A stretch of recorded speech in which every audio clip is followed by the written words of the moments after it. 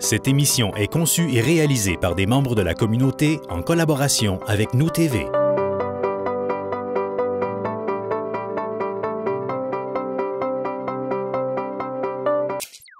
Bonjour et bienvenue à Mémoire du passé. Wentworth-Nord et Lac-des-Saisies sont les deux municipalités situées le plus à l'ouest du territoire de la MRC des Pays d'en haut. Et même si ces deux municipalités sont limitrophes, elles ont chacune leur propre histoire. Aujourd'hui, en compagnie de l'historien Michel Allard, nous allons voir que Wentworth-Nord s'est formé grâce à la fusion de trois petits villages qui s'est développé autour d'un orphelinat et de l'industrie forestière et minière, et que Lac-des-Saisies est une municipalité qui s'est développée grâce à l'arrivée du chemin de fer et au tourisme relié à la chasse et à la pêche.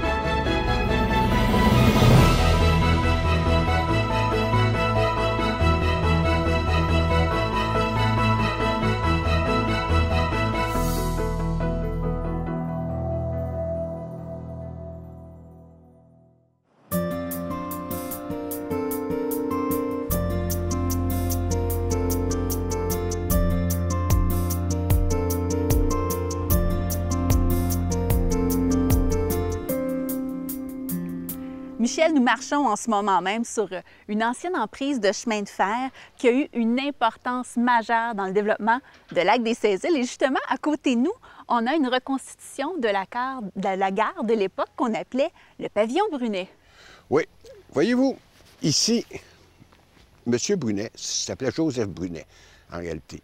C'était le président de la compagnie de le chemin de fer de colonisation de Montfort. Alors, dans les années 90, on avait construit une voie ferrée de l'autre côté de la rivière du Nord. Mais les gens de ce côté-ci, il n'y en avait pas. On parle de 1890. C'est ça, 1890. Bon, donc, qu'est-ce qui s'est arrivé? On a décidé de former une compagnie de chemin de fer. Et puis, on a commencé à la jonction Montfort, puis on s'est envenu tranquillement. Et ici, il n'y avait absolument rien. Il y avait un lac, un beau lac poissonneux. Il y avait bien quelques pêcheurs qui venaient en passant à travers les bois, puis construisaient parfois une petite cabane, pour pouvoir venir chaque année. Et on s'est dit, on va arrêter le train. Le train, on va faire une station ici. Or, le train arrive ici en 1894-95. Et là, qu'est-ce qui va arriver? Le train est là, la station est là, et là, les colons vont arriver. Il y a des colons qui vont arriver, entre autres un monsieur Gagné qui va développer. Ensuite, quelques colons vont arriver. Ensuite, ça prend du bois, il faut couper le bois. Donc, il y a un nommé Rogers qui a fondé un moulin à bois. Et puis, ça s'est installé tout autour. Or, c'est assez drôle parce que c'est le train et le lac qui ont donné naissance à un village. Et le village a commencé à se développer tranquillement. Au début du siècle, au début du 20e siècle, dans les années 1905, on a fondé un club privé de pêche. Oh. Un club privé de pêche pour pêcher dans ce beau lac. Et il y a beaucoup de gens à ce moment-là qui ont commencé à venir, soit des membres réguliers et surtout quelquefois leurs invités, etc. Une chose que je dois vous dire avant d'aller plus loin, c'est que le lac ici, là, même aujourd'hui, pour aller à certains endroits, on ne peut pas y aller en voiture. Il faut y aller en embarcation. Alors, c'est comme ça que les gens sont arrivés. Bon, donc, qu'est-ce qui arrive? Quand on a un village qui commence, il y a des gens qui viennent, ils viennent par le train, ça prend des auberges, ça prend un magasin général. Ça va prendre aussi, en 1914, on va se séparer de Wentworth, du canton de Wentworth, pour faire une municipalité séparée. Alors, tout ça, un bureau de poste va arriver, on va construire une vraie gare avec un vrai hangar, si vous voulez. Et toute la vie ici, là, va se tenir autour du train. Non seulement la vie de tous les jours, mais vous savez, là, quand le train arrive, ça veut dire que tout le monde a la même heure. Parce qu'auparavant, L'heure pouvait différencier de Moron Heights à Montfort.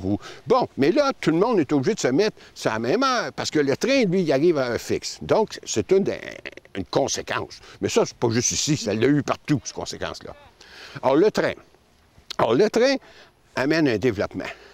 Mais le train arrivant, ça devient le centre du village. Le train, il passe une fois par jour. Fait que quand le train arrive, tout le monde vient au train, voir s'il y a de la malle, voir si on a commandé différentes marchandises, voir si on a des amis qui arrivent. Et le train, donc, ça devient le centre de vie du village qui existe autour. L'arrivée du train correspondait en fait à un point de rassemblement pour tout le monde, là. Ah oui, c'est le rassemblement. Bien, c'est pas juste ici, hein? Il y en a qui allaient au train juste pour avoir s'il y avait une lettre, mais des fois, il n'y en avait jamais. Bon, en tout cas, ça faisait partie de... Et aussi, même, quand on avait besoin d'un médecin, on le faisait venir du Berthaud, parce qu'il n'y en avait pas ici. Alors, il arrivait avec une draisine. Connaissez ça? Non? Une draisine, c'était une espèce de chariot avec 4 roues. Et puis, 2 hommes en bac, puis on met ça sur les rails, puis en montant, descendant, on le fait avancer. Avec les années, on a même petit moteur, c'est plus facile. Alors, au lieu d'attendre que le train arrive pour que le médecin arrive ici, bien, il arrive en draisine. Puis, il n'y a pas uniquement on dit à travers les branches que souvent, les employés de chemin de fer amenaient d'autres personnes qui voulaient aller d'un village à l'autre. Bon. Alors, donc, c'est comme ça que ça s'est développé ici. C'est devenu un lieu important au niveau touristique. Et bien, les touristes, c'est sûr qu'ils commencent les touristes. Et puis, il y en a plusieurs qui ont construit des chalets, qui sont installés ici. Et c'est comme ça, si vous voulez, que le lac des Saint-Îles est devenu une municipalité. Mais attention, là, lac des Saint-Îles, dit-on, mais en réalité, il y en a 18. 18 îles? Oui. On devrait peut-être changer le nom de la municipalité dans ce cas-là? Non, parce qu'il faudrait dire au complet lac des Saint-Îles habité. Oh, parce que, semble-t-il, les 2 îles qui ne sont pas habitées, ils ne peuvent pas être habitées. C'est des îlots. C'est des îlots, voilà. Donc, ça donne quand même une assez bonne idée de ce que pouvait être cet endroit ici, jusqu'à ce que le train arrête. Et ça, on en parlera un peu plus loin.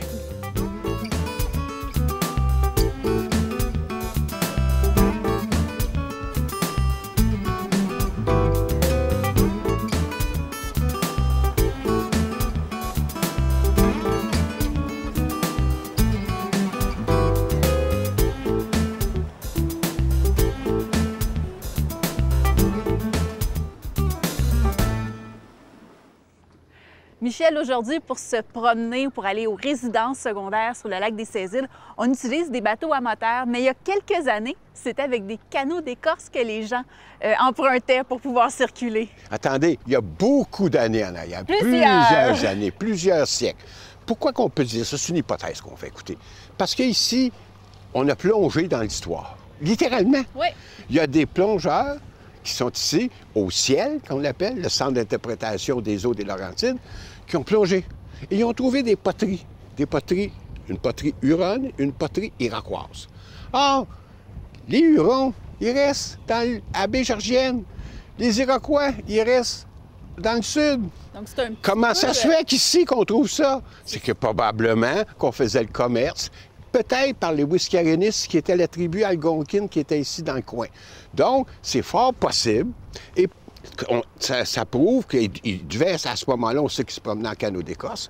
Ça devait être ça. Mais c'est ça un peu la difficulté, si vous voulez, de l'histoire amérindienne. On a très peu d'écrits. Et les écrits qu'on a souvent ont été écrits par des Blancs, par des étrangers. Mais l'archéologie nous permet de développer, de trouver des choses. Et je dois dire que dans le Nord, actuellement, il y a de plus en plus d'archéologie qui se fait pour essayer de trouver comment les Amérindiens vivaient, etc. Même si on a hérité de plusieurs de leur façon de vivre. Oui, puis quand on parle de poterie ancienne, on parle de 300-400 ans, là, minimum. 500 à 800 ans. Oh, boy. Donc, mais pourquoi la poterie? La poterie se conserve bien. C'est un des indices qu'on peut trouver. On peut, avec certains procédés, on peut la dater, etc. Ah, oui. Donc, la poterie se conserve et on peut la dater. Tandis qu'un un morceau de bois, il se désagrège. Absolument. Donc, ça nous permet de refaire l'histoire avant même que le train arrive, avant même que les Blancs arrivent. Voilà.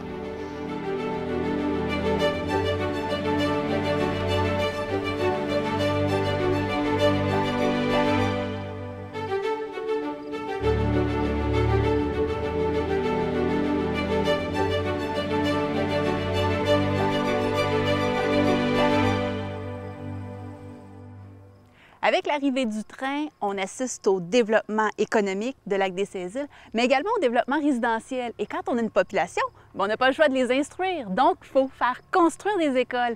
Et derrière nous, l'hôtel de ville de Lac-des-Cézilles est justement une ancienne école de la municipalité. Voilà. Mais avant cette école-là, il y en a eu une autre en 1901, dès le début. Et on avait une institutrice. Savez-vous quel était son salaire? Oh, je sais pas. 10 $ par mois. Et combien on payait une servante à ce moment-là? Aucune idée. 15 $ par mois, nourri, logé. En plus. Ah, bon, donc ça a commencé ici, une petite école, et puis à un moment donné, ça a grossi, puis on a décidé de construire cette belle école ici en arrière. Il faut dire que les religieuses, une communauté religieuse était ici, enseignait. Il y avait peut-être entre 80 et une centaine d'élèves, mais c'était une école de village, comme on en avait beaucoup dans les Laurentides. Malheureusement, excusez-moi de vous dire ça, même si je vous donne une opinion politique, quand en des années 70, on a commencé à faire le regroupement des commissions scolaires, on a fermé beaucoup d'écoles de village. Et lorsqu'on ferme une école de village, très souvent, on vient de signifier à court ou à moyen terme la mort du village. Peut-être pas la mort, mais la baisse de développement. Parce que comment voulez-vous qu'une jeune famille vienne s'installer s'il n'y a pas d'école? Et enfin, envoyer ses enfants prendre une demi-heure par jour, une demi-heure le soir, 1h30 ou 1 heure, 2 heures. Bon, donc l'école, c'est le cœur d'un village. Comme le magasin général, qui d'ici est devenu une coopérative, c'est le cœur d'un village. Et le troisième édifice, qui est le cœur du village, il est en arrière de vous. L'Église. Voilà. L'Église qui est, en fait, ici, c'est pas une église de colonisation. C'est une église qui a déjà été incendiée, qu'on a reconstruite un petit peu plus haut, juste à côté de l'hôtel de ville, et qui est assez particulière parce qu'il n'y a pas de clocher, ou en fait, les cloches sont juste à côté. Voilà, on appelle ça un campanile. Un campanile, c'est-à-dire que lorsque le clocher n'est pas construit avec le même, si vous voulez, la même structure que l'église, c'est un campanile. Donc, ça permet, comme on regarde comme il faut, on peut construire l'église, bien, remarquez peut-être que ce toit-là, il n'aurait pas été capable de soutenir un clocher. Donc, on construit l'église, puis après ça, quelques années après, on construit un campanile. Il y en a très peu dans les Laurentides, parce que le modèle dans les Laurentides, c'est l'église de colonisation. Et ça, c'est pas une église de colonisation au sens traditionnel du mot. On dit qu'aujourd'hui, à Lac-des-Cézilles, il y a 200 résidents permanents, mais pendant l'été, il y a beaucoup de visiteurs qui viennent faire gonfler ce chiffre-là. Oui. Pendant l'été, ça peut multiplier par 4 et par 5 le nombre de résidents. Donc, l'été, c'est une municipalité où ça fonctionne. C'est vivant ici, oui. l'été. Mais depuis que le train est arrêté, hein, là, il a amené un développement, je dirais, moins rapide. Le train est parti. L'automobile est arrivé. Et c'est pas toujours facile de venir ici en automobile. C'est plus facile en train. On descendait à Porte-du-Lac. Bon. Ensuite, quand on a aboli les clubs privés de chasse et de pêche, et de pêche ici en particulier, bien là, ça a nuit au développement. Alors, si on met toutes ces raisons-là ensemble, bien, actuellement, Lac-des-Cézilles est non pas en perdition, je dirais, mais par rapport à ce qui a déjà été, c'est un développement, mais disons, plus lent. Oui. Il y a un ralentissement, là. Bien, on voit bien par rapport à ce qu'il y avait autrefois. Et donc, c'est un ralentissement, d'ailleurs, comme beaucoup de petits villages des Laurentides. Mais par contre, ce qui peut les sauver, c'est le tourisme. Et comme partout ailleurs dans la région près de la Rivière-du-Nord, les terrains se vendent à des prix astronomiques. Peut-être qu'ici, on pourra trouver, peut-être qu'une autre génération va venir s'installer dans la région. Qui sait? Voilà, qui sait?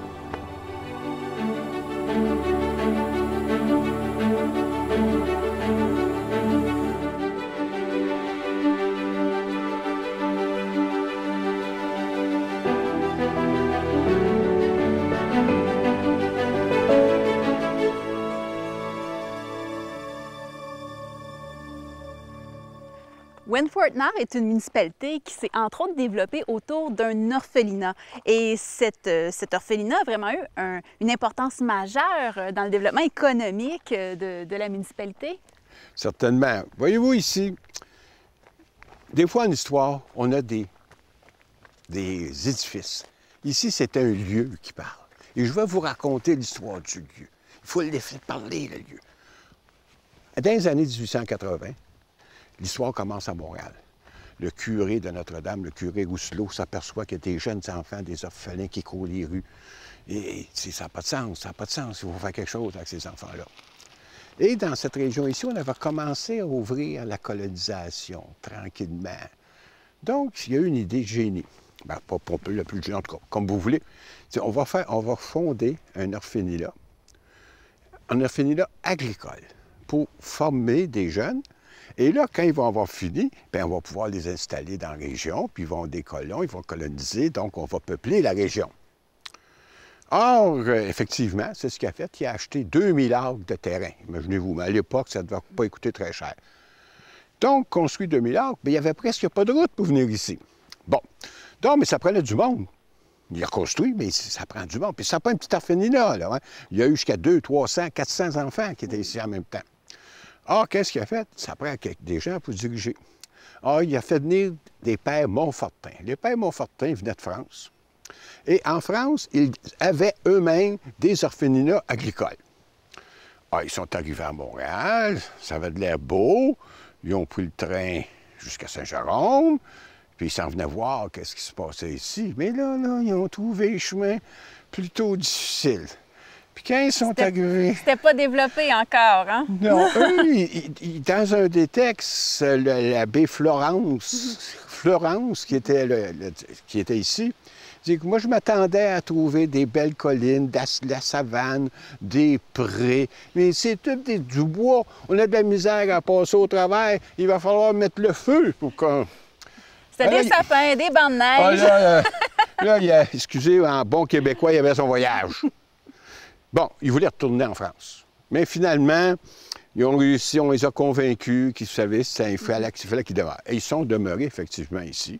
Et ils ont commencé, il y a d'autres Montfortins qui sont venus se joindre à eux, les Filles de la Sagesse, qui était aussi une communauté, qui était, si vous voulez, la communauté sœur des pères Montfortins, sont venus ici. Et là, on a travaillé fort. On a construit un moulin, ça ne paraît pas. Il y avait un moulin à bois, il y avait un barrage, il y avait un moulin à farine. Il y avait toute une organisation. C'était tout ici, là, hein? Tout là, ici, là, voyez-vous. Bien, c'est ça, là. Regardez si on pense, là. Si on se ferme les yeux, là, puis on pense fort, on voit l'orphelinat qui est là. Et ça allait tranquillement, mais à un moment donné, d'abord, tout le monde était étonné quand ils ont réussi à faire pousser des patates, quand ils ont réussi à faire pousser des légumes. Les gens disaient, là. Bon, mais les pères n'étaient pas non plus trop fous, excusez l'expression. Ils sont bien aperçus que la terre ici, c'est une terre de roche. Puis c'est montagneux, et puis c'est une terre de roche, et puis la terre, c'est pas une terre fertile. Or, ils ont décidé de créer, si vous voulez, un annexe. L'annexe était à Huberdeau. L'orphelinat, ils ont créé une autre orphelinat qui était la succursale, c'est l'orphelinat d'Huberdeau. Et ici, on a continué à enseigner différents métiers. Le métier de cordonnier, le métier de menuisier, le métier de peintre, le métier d'imprimeur, parce qu'on dit, là, on va informer ceux-là, puis après ça, ils vont rester dans le coin, ça va faire une main-d'œuvre qui est qualifiée, etc., puis ça va bien aller. Et on a toujours besoin de main-d'œuvre, hein? Bien voilà, aujourd'hui, hein, bon. Donc, ils sont installés ici, mais avec les années, ça allait plus ou moins bien. Finalement, dans les années 40, on a presque voulu abandonner. C'est devenu une espèce d'école d'art et métier. Et puis finalement, on est obligé de démolir parce que c'était vétus, etc. Et une des conséquences, il faudrait bien peu venir en arrière parce qu'en disant, comme vous aviez l'orphelinat ici, il y avait besoin de main-d'œuvre, il n'y avait pas juste les curés puis les religieuses, ça prenait différents hommes de cour, différents... Bon, donc, le village de Montfort, à ce moment-là, c'était un village qui était assez prospère parce que tout le monde, presque tout le monde, travaillait au pensionnat. Bien, excusez-moi. L'orphelinat. Bien, qui était en même temps un pensionnat. Ouais. Bon. Excusez. Donc, qu'est-ce qui est arrivé? bien là, le village a stagné, si vous voulez. Et puis, bien, Montfort a continué. Mais il faudrait aller tout à l'heure là-bas pour vous expliquer qu'à cause de Montfort, il est venu un train ici. Et ça, c'est une autre, c'est la même histoire, mais c'est un autre chapitre. Ce qui est important de mentionner, Michel, c'est que tout le développement économique de Montfort, qui est aujourd'hui dans Wentworth-Nord, est lié à l'orphelinat parce que tous les gens, tous les corps de métier, donc le boulanger devait fournir du pain pour tous les enfants de l'orphelinat. Ben oui. Donc tout le monde travaillait pour l'orphelinat. Oui, oui. C'était, si vous voulez, l'employeur numéro 1 de la région. Et comme aujourd'hui, quand une usine ferme à l'intérieur d'un village, bien, c'est pas juste ceux qui travaillent directement, c'est tout ce qui est lié autour, etc. Donc, c'était au niveau économique. Si ça avait réussi, probablement qu'on ne verra pas tous des arbres autour de nous autres aujourd'hui. Et même que j'ai entendu dire qu'à partir du moment où l'orphelinat a fermé, il ne restait que 7 familles dans le village. Ah, voilà. Bien, vous savez, madame, vous en savez autant que moi. vous pouvez compléter mon histoire. Je fréquente les bonnes personnes!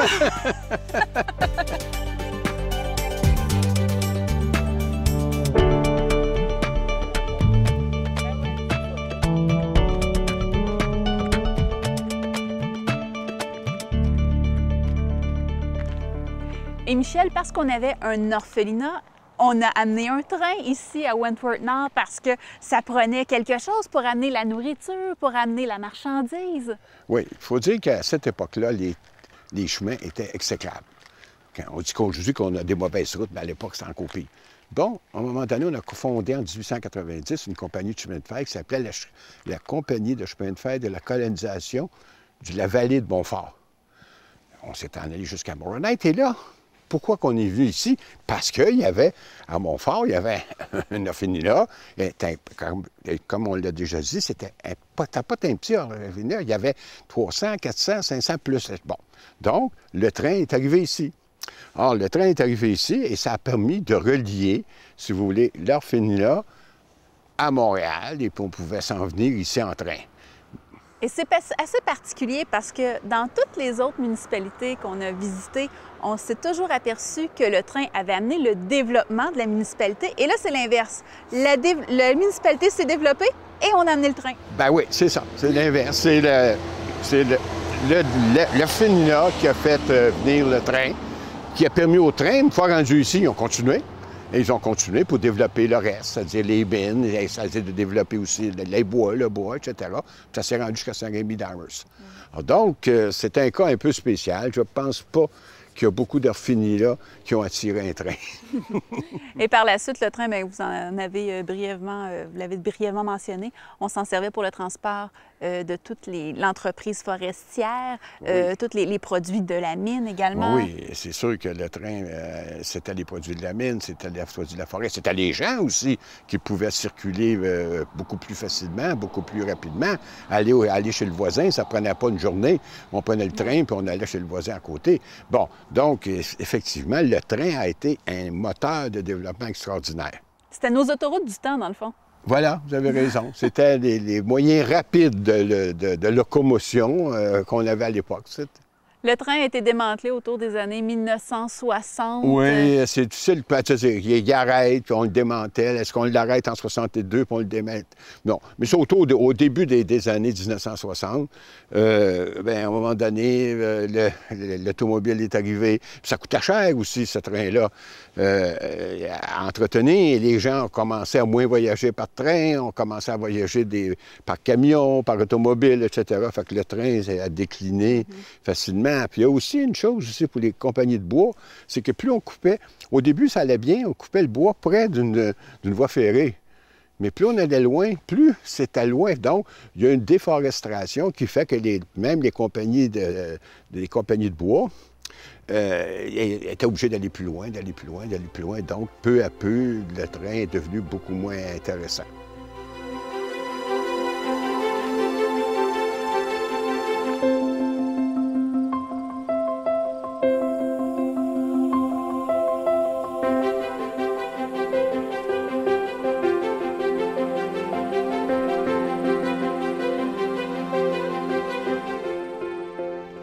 On a derrière nous, Michel, l'église de Lorelle, parce que ce qu'il faut mentionner, c'est que Wentworth-Nord, c'est le regroupement de 3 petits villages, un regroupement qui s'est fait en 1958. Oui. Voyez-vous ici, d'abord, il faut dire une chose, c'est que c'est dans le canton de Wentworth, qui est un des plus anciens cantons au Canada. Au Québec, c'est excusez. Ouais. Et puis, à un moment donné, les gens du haut, du nord, ils se sont sentis abandonnés par les gens du sud. Donc, ils se sont regroupés et puis ils ont formé 3 hameaux qui ont formé la municipalité, Montfort, Lorelle et Saint-Michel de Wentworth, qui est plus loin. Et ça a 2 particularités dans la MRC. D'abord, c'est la municipalité qui a le plus grand territoire et qui a la plus longue route principale, sûrement dans la MRC, sûrement au Québec, puis peut-être au Canada, près de 42 km. Donc, la rue principale de Wentworth-Nord commence dans l'ancien Montfort et finit de l'autre côté, 42 km plus loin, à Saint-Michel de Montfort. Saint-Michel de Wentworth, pardon. Saint-Michel de Wentworth. 42 km plus loin quand même, hein? Oui, alors voilà. Donc, c'est une... Mais par contre, ici où nous sommes, c'est Lorelle. Et puis ici, c'est un endroit qu'autrefois, il y a eu des mines. Il y a eu des mines de mica, des mines de craie. C'est pour ça que le train passait pas loin. Et ces mines-là ont été exploitées, mais à un moment donné, bien, on a arrêté de les exploiter, ce qui a aussi aidé à ce que le train arrête. Il y a eu aussi des compagnies de bois. L'industrie forestière était très forte ici, très forestière, qui étaient autour et puis qui donnaient de l'ouvrage, dans le fond. Il y a des gens ici qui m'ont dit que leurs grands-parents travaillaient pour les compagnies de bois. Et il y a aussi des colonies de vacances. Et ça, il y en a encore ici, comme il y en a encore ici à Saint-Michel de Wentworth. Donc, c'est tout ça qui faisait vivre la municipalité. Mais quand la municipalité, et quand le train est arrêté, bien, tout ça, ça a dépéri un peu. Mais il faut dire qu'ici, ce qui est reconnu, en tout cas, c'est un endroit où les gens travaillent beaucoup ensemble. Par exemple, il y a un magasin général en bas qui a duré pendant 50 ans. Et quand le magasin général a fermé, on a formé une coopérative. Tout le monde s'est mis ensemble et le magasin général existe encore. Et même, on vient d'en ouvrir un deuxième sur l'autre côté du lac, complètement au lac des 16 îles. C'est encore une coopérative. Donc, ici, vous savez, il faut que les gens se tiennent entre eux autres. Et la vie peut être belle lorsque les gens travaillent ensemble. Et c'est ce qu'on constate ici, à Wentworth-Nord. À Wentworth-Nord. À Wentworth-Nord. Et dans les 3 petits hameaux, petits villages, rappelez-le comme on voudra, de Montfort, Lorelle et Saint-Michel de Wentworth, qui est encore plus loin, sur la route principale. Voilà.